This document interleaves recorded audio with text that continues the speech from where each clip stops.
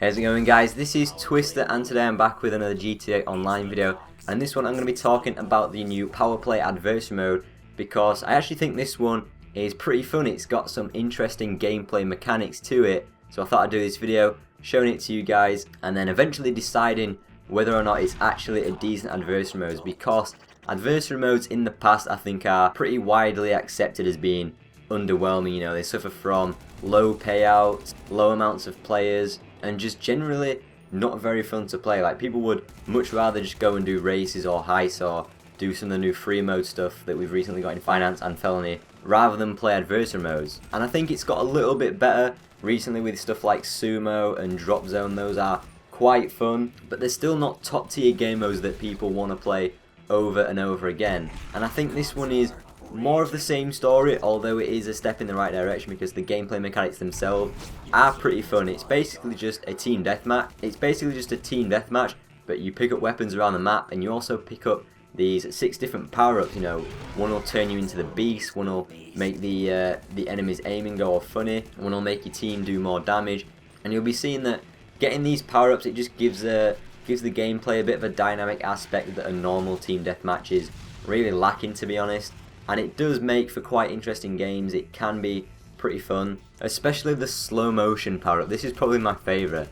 You'll see these located around these like sniper vantage point positions around the map, so you can pick up the sniper rifle itself, and then you go into this slow mode, and it's called In the Zone, and it basically just turns the whole match into slow mode. Everyone's moving slowly, and when you've got a sniper, it makes it incredibly easy to aim, so you can start picking off people across the map. And I think I get a nice quad kill here. I could have got even 6 kills in total, but I just couldn't get these last 2 people. But I do think overall it still suffers from the same problems that Adversary Modes suffer from.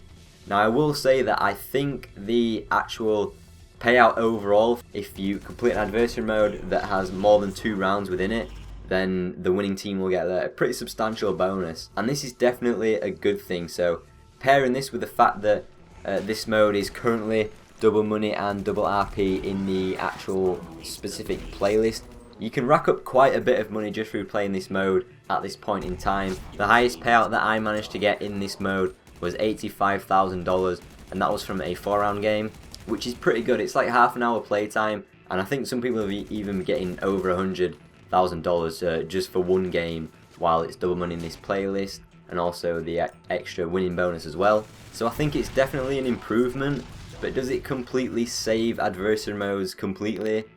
Not really. I mean, like I said, I just don't see this mode being something people are going to play over and over, like races, like heists, and the free mode stuff, like the VIP modes.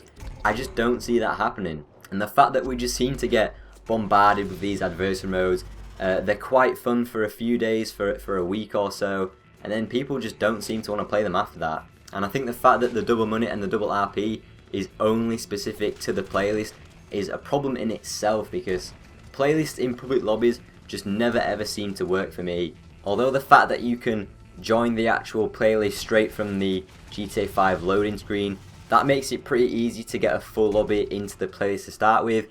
But the thing is, you'll just never keep that full lobby after the first game. People will quit out, and the second and third games in the playlist will have probably half as many players or a quarter of many players.